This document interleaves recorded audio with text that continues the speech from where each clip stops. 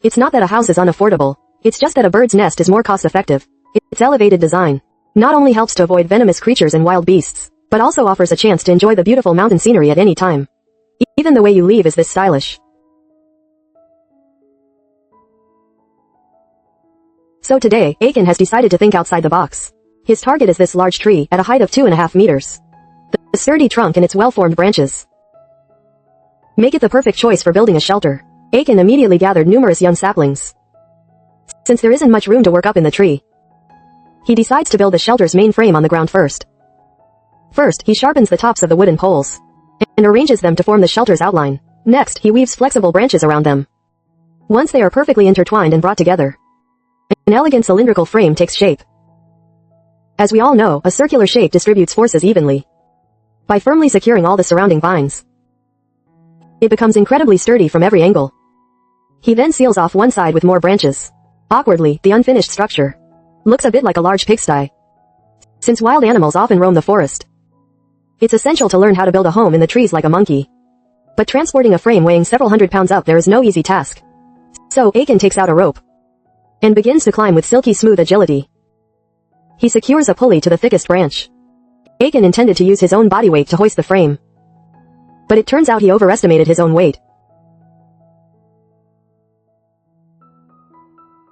He rigs a wooden stick above to act as a fixed pulley, and then creates a windlass to convert twisting force into pulling force on the rope.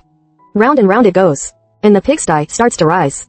Once it reaches the right height, he has to move the frame into position between the branches. Although the process isn't exactly smooth, the main goal is to put on a good show.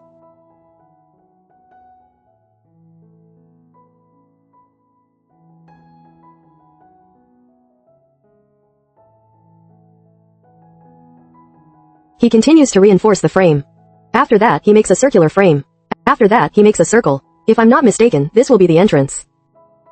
After assembling a door with sticks, the main structure of the shelter is complete. Next, Aiken finds some mud nearby. He packs it in a tarp to carry back. He mixes in some very dry wild grass.